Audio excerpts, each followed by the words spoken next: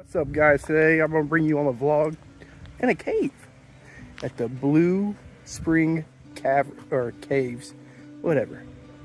Blue Spring Cavern, Mystery River Voyage. And yeah, we're gonna be going inside of a cave, and who knows what we'll expect. But I want you to come along, and I'll show you around. Let's go.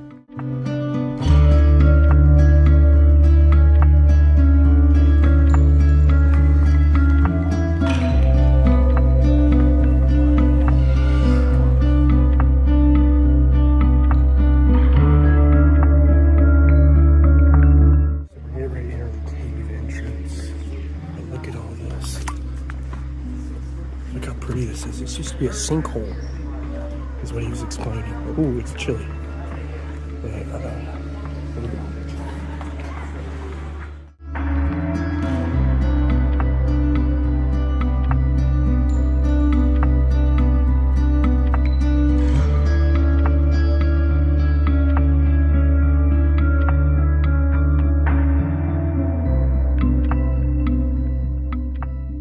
Backside, we have a different kind of formation. This one's a little harder. See that lace?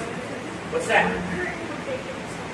Yes, correct. So it gets a curtain, drapery. It gets nicknamed Cave Bacon. If you look on this side, you can kind of see where it gets the name.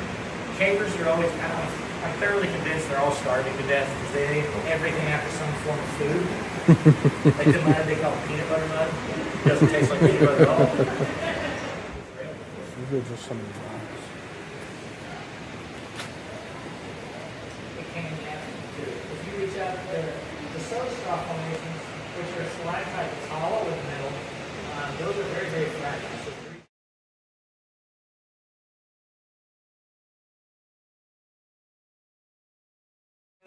is that path at the top, you'll see some picnic tables up there. We would do overnight programs for youth groups. So there's actually 96 bunk beds, picnic tables, a snack bar, flushing toilets, running water. We say they spent the night in the cave, they didn't really rough it. They kind of spent the night on a bunk bed in the cave.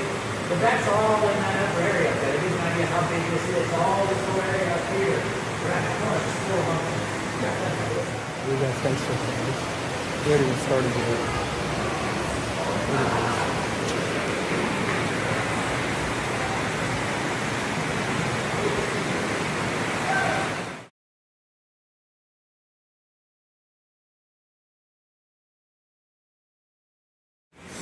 Look at all that. Look at that. Is it ready on the boat? Down here are the same. They always stay constant. The water stays the same constant temperature at 54 degrees. So that is real cold. You don't want to be in there, believe me. Oh. Oh. Just see if you guys are paying attention. Jolted a little bit.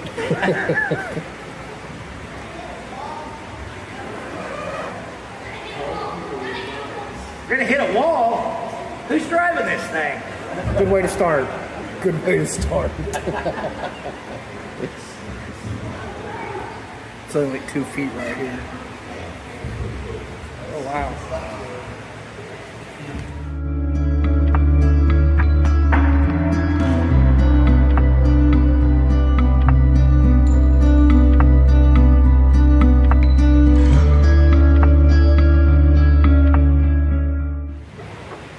The fish only grow to about 3 to 4 inches in length. They're the northern cave fish, which is a very unique species. They've adapted over time to where they don't have eyes. So they're translucent. They're not actually white. They just don't have any pigmentation because there's no light down here for them. So they're almost see-through. You know, as it made its way through here, that initial small space was as big as the whole cave was. You can kind of see this contact point where you have 2 different layers meeting together. So this bottom is actually softer rock than what the top is. So as that water runs through, it's hard for it to make it any bigger when it's at the top until it gets to the bottom, which is what gives you that bell-shaped passage. Watch your head. I didn't. It looked like it was lower than what it was. You scared me. I was like, well, I growth every 80 years or so is not pretty much. Now these right here are the ones that I said we're going to go underneath, so everybody just kind of watch your head. So these were actually broken off by the initial group that started the commercial tours. Not probably the way I would have done it, but that was their solution to their boats not fitting us. They just broke those off. The different colors in it. So it's minerals in the rock, but most of it's the mud actually. So what happens is that as that mud washes through, it'll build up on the top of the limestone. Centimeter of growth every 80 years or so is not very much. Now these right here are the ones that I said we're going to go underneath, so everybody just kind of watch your head. So these were actually broken off by the initial group that started the commercial tours. Not probably the way I would have done it, but that was their solution to their boats not fitting us. They just broke those off.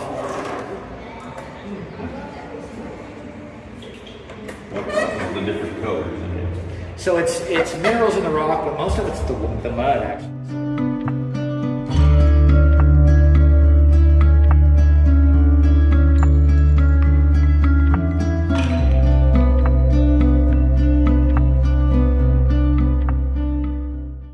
So this, you can see the ears sticking out, the trunk coming up. Oh yeah, Right? yeah.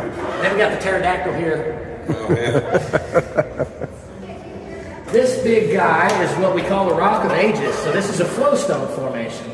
Same general idea, that same dripping is what's creating it, but instead of dripping out of the ceiling, it's dripping out of the wall and kind of trickling down. Over time, those will actually block their own water supply off and stop their own growth. As far as training for the guys. So this water is really cold, like really cold. What I'm going to do is turn the lights off on the boat for just a minute. I'm not going to leave them off very long. I'm going to give you guys an idea of darkness. No one's really, you haven't seen dark until you've seen dark in a cave. It's about 40% darker than anywhere you're going to find on the surface at night. Just lack of ambient light. There's absolutely no light down here at all. So on my count of 3, I'll turn the lights off in just a second. I'll leave them off for 3 seconds and I'll turn them back on. So if anybody has any issues, I promise it will only last a minute. If it really bothers you, just close your eyes, you won't notice. Alright, so total darkness in 3, 2, 1.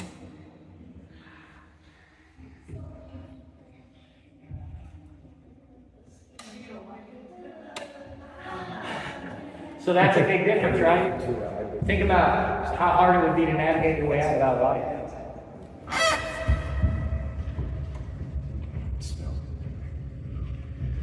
From here, you'll start to notice a little bit more of a breeze. That's the relation to the other entrance. That other entrance at the bottom of the sinkhole is what causes the breeze that's over here. So those that walk the nature trail, the big sinkhole that you went around, at the bottom of that, there's a small hole. That's where we turn the boat around. You're about 150 feet from it. And you guys will notice when we go by there, there's enough air blowing through there in that confined space that it'll pretty much blow your hair back. It's the cave bounce and pressure from outside. So in the summertime, when it's hotter outside than it is in the cave, it'll pull air in. In the wintertime, it does the opposite, so it blows air out. So like if we're out looking for new cave entrances, wintertime's the time to do it, especially after it snowed, because snow will always melt at the cave entrances as it blows that 55-degree air out, so it's easy to find.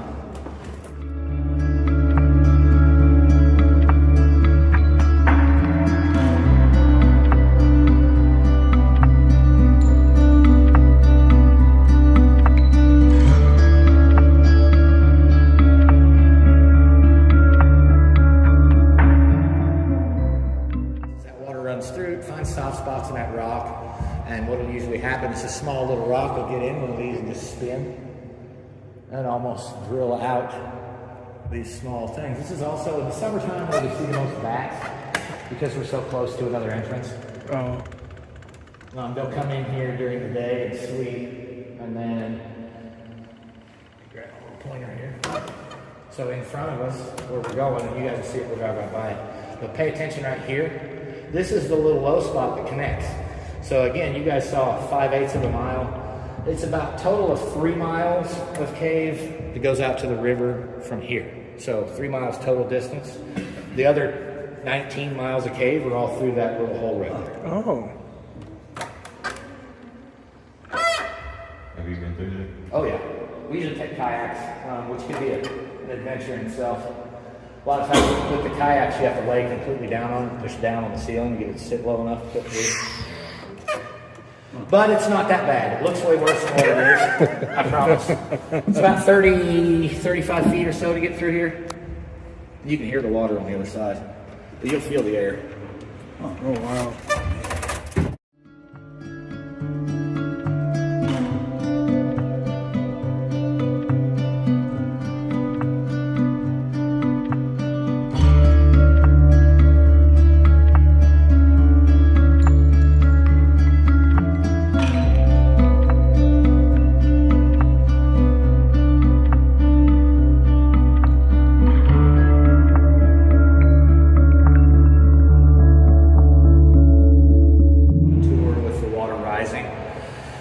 We've seen 12 feet of water rise in 45 minutes in the past, and it is an hour tour, but that's kind of the perfect scenario. That's with the ground already being saturated, having rain for several days, that kind of stuff.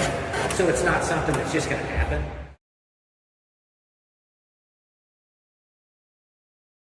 All right, guys, that was a great tour. Awesome guy. His name's David, and he really was very knowledgeable on everything. But what'd you guys think of that? Should I start doing more caves and more nature stuff? But let me know. Make sure you leave that like and subscribe down below.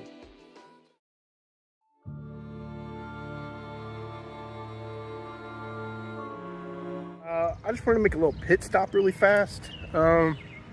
This is probably one of the scarier houses I've ever been. It is also one of the only houses I've ever had a door open. So this is Whispers Estate here in Mitchell, Indiana. It's a pretty scary house. It's considered the 4th most haunted house in America. I've been in here, what, 3 times, I think? I think attic is probably more haunted spot that people get stuff. Honestly, I'm gonna say the basement is the least active I had. I didn't have nothing in the basement. But if you don't know Whispers Estate, it was an old doctor's house, and he did not treat his patients correctly. Supposedly there was abortions here, and he would throw the limbs in the yard, if I remember correctly. I may be wrong, but there's a lot of accusations, a lot of things, rumors that go with this house as to why it is so haunted. Some of his patients actually died in this house. And I also heard from the owner himself that one day he was in here like refilling the fridge for everybody. There was a group coming in that night, and he knew nobody else was in the house. And he was hearing like a little girl just jump or run around the top, like giggling and everything. So that was pretty creepy. But yeah, you can rent this place out. It's like $300 if I remember correctly. So not too bad, but I would highly advise anybody to come here if you want a good spook, a good scare, whatever. But I highly advise it. Again, this is Whispers Estate here in Mitchell, Indiana.